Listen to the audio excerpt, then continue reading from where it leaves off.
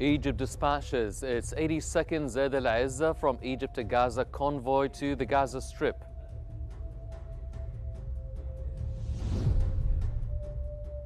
Egypt and the Palestinian Authority discuss UN Resolution 2803, backing an international stabilization force in Gaza.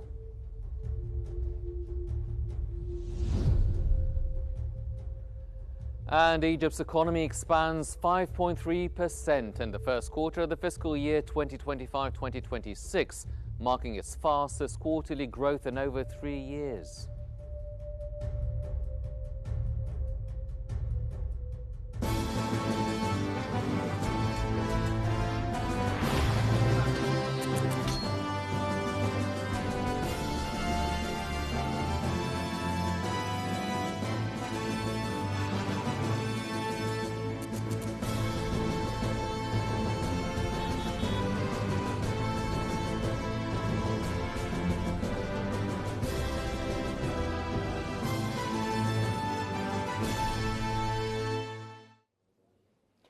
It's 6:15 Cairo local time. You're watching Q News. I'm Hani Saif, and these are the news from Egypt. Egypt has dispatched its 82nd Zaid al-Izza from Egypt to Gaza convoy to the Gaza Strip.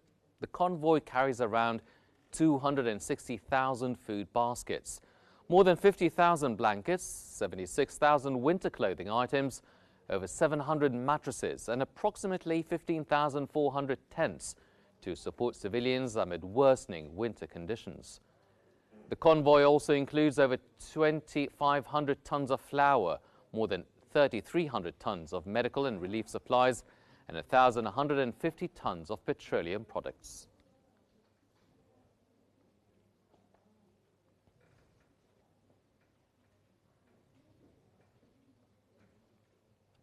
Egypt and the Palestinian Authority held talks on the UN Security Council's adoption of Resolution 2803, which supports deploying an international stabilization force in Gaza.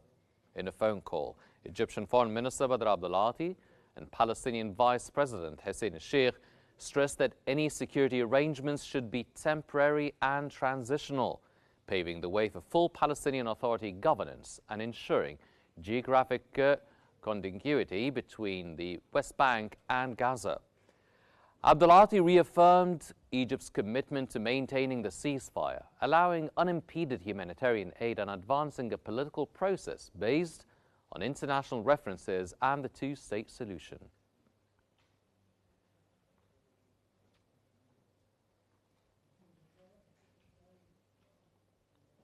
Egypt's Ministry of Foreign Affairs has successfully repatriated 131 citizens from Tripoli, Libya, following coordinated efforts by the Egyptian Embassy in Tripoli and relevant Libyan authorities.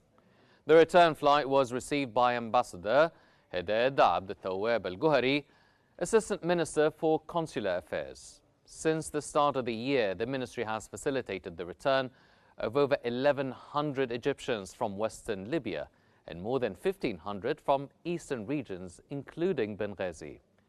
The ministry urged citizens to follow legal travel procedures and avoid illegal migration networks, which pose serious risks to their safety.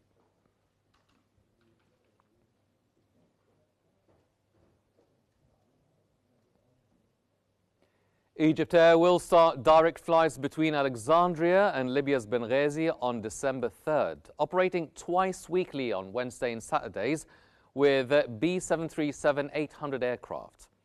The new route aims to enhance travel within Arab and African regions, support development and cooperation, and strengthen commercial ties between Egypt and Libya. The airline said the expansion aligns with its strategy to serve travelers and business passengers while maintaining international quality and safety standards.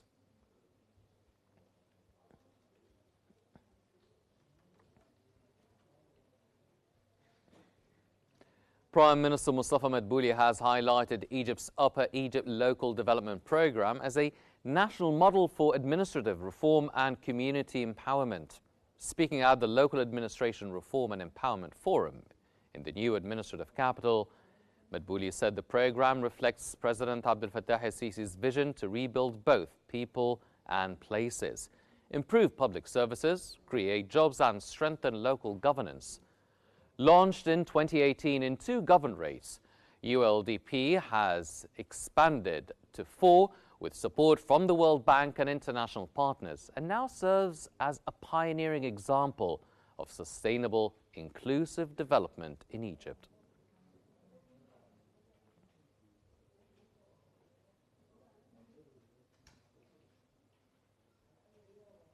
Prime Minister Mustafa Madbouli affirmed that the circulated claims about the spread of certain viruses in Egypt are untrue. Madbouli said in statements during the weekly press conference that there is no spread of a new virus and that what is currently present is merely a developed form of influenza.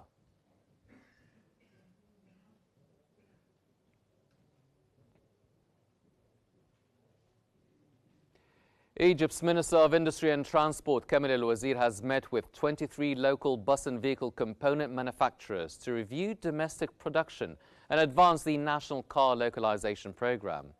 Wazir stressed government support for local manufacturing, supply chain development, and financing incentives to achieve self-sufficiency. Key components targeted include steel frames, galvanized sheets, glass rubber, dashboards, air conditioning units, and electric vehicle lithium batteries. Manufacturers shared production capacities and expansion plans, requesting technical support and standardized specifications.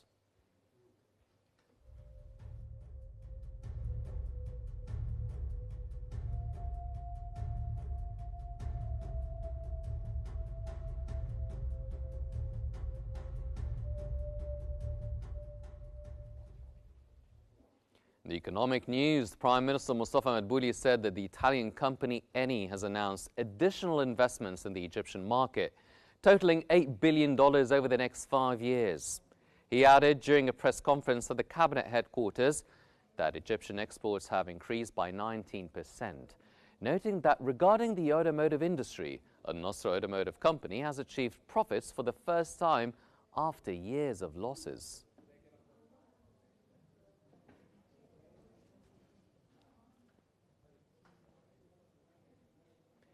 Egypt's economy grew 5.3% in the first quarter of the fiscal year 2025-2026, its fastest quarterly expansion in over 3 years. According to the Ministry of Planning, Economic Development and International Cooperation, growth was driven by a 25.9% surge in private sector investment, a rebound in Suez Canal revenues, and strong performance in finance, trade, construction and IT. Tourism also remained robust ahead of the Grand Egyptian Museum's opening. 4-year growth is forecast at around 5%, supported by ongoing economic reforms and efforts to expand local manufacturing and knowledge-based industries.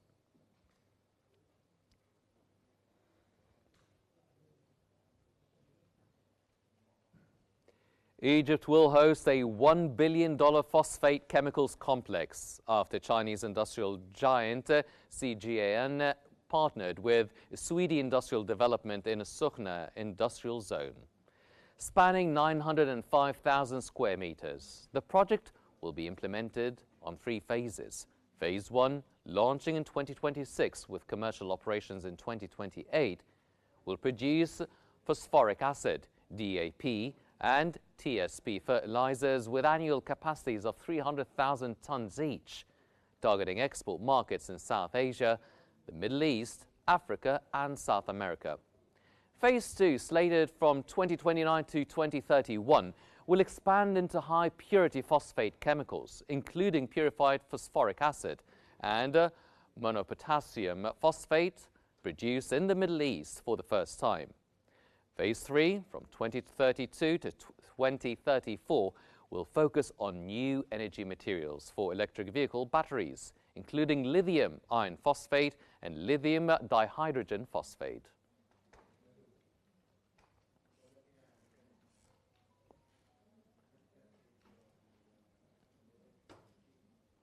Egypt's top investment officials met with Sheikh Faisal bin Qasim Al Thani, chairman of the Qatari Businessmen Association and founder of Al Faisal Holding, to discuss expanding Qatari investments in the country.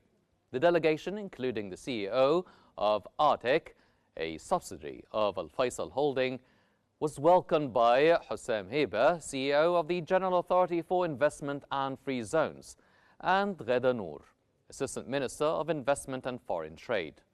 Officials highlighted Egypt's investment reforms, streamlined procedures, and efforts to boost private sector participation.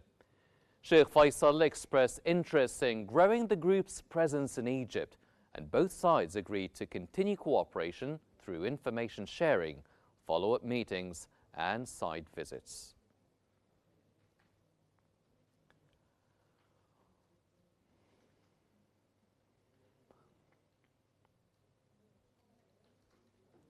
Minister of Petroleum Karim Badawi held a wide-ranging meeting with chief executives from 13 Australian mining companies on Thursday, emphasizing the country's rapid progress in reducing investment risks and advancing sector reforms. Badawi outlined Egypt's ongoing reforms, including revisions to mining legislation, the transformation of EMRA into an economic authority, the introduction of more attractive contractual models, and incentive measures paired with simplified and accelerated procedures for investors. He said ongoing dialogue with investors has helped shape practical policies aligned with global best practices.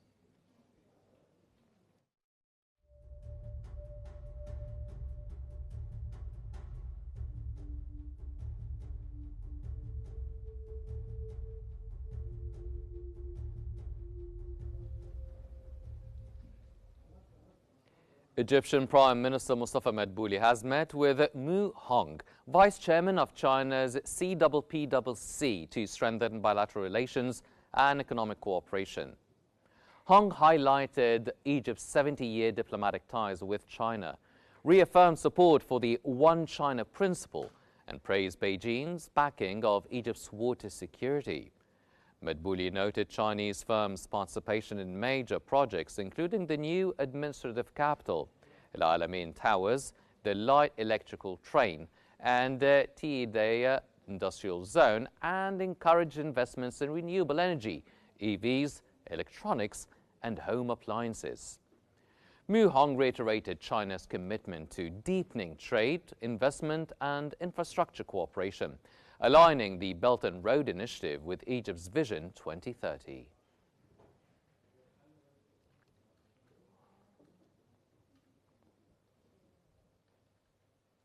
Egypt's manufacturing and extractive industries index fell 5.3% month-on-month in September 2025. CAPMAS reported that excludes crude oil and petroleum products. The index dropped to 119.6 from 126.3 in August. Technology-related sectors saw strong gains, with computers, electronics, and medical devices up 40.3%, and paper products rising 8.9%. By contrast, traditional consumer industries declined, including beverage manufacturing, down 33.6%, and ready-made garments, down 17%.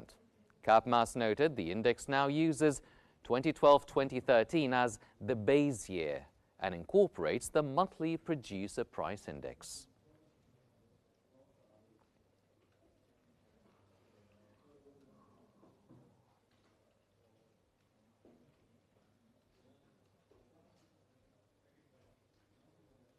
Egypt's engineering industry's exports rose 12.4% to $5.33 billion in the first 10 months of 2025, up from $4.746 billion the same period last year.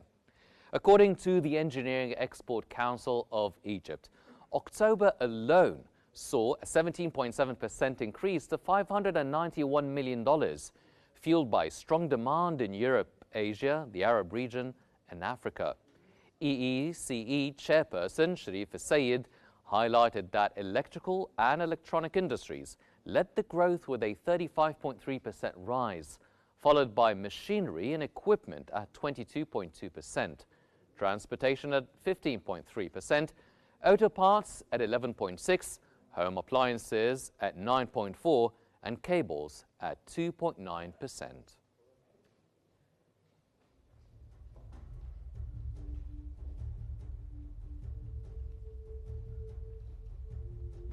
That brings us to the end of our news bulletin from Egypt. But before we wrap up, here's a recap of the top stories making headlines this hour.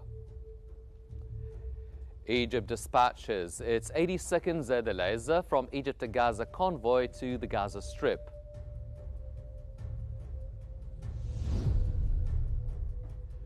Egypt and the Palestinian Authority discuss UN Resolution 2803, backing an international stabilization force in Gaza.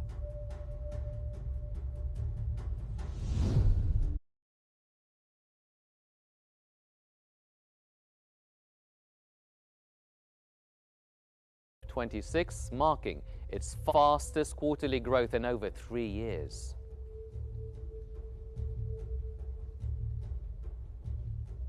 These are all the Egyptian news we have for now, but for more stories and live updates, follow Qnews on YouTube, Facebook, X, Instagram and TikTok at Qnews EGY. And from all of us here, thank you for watching.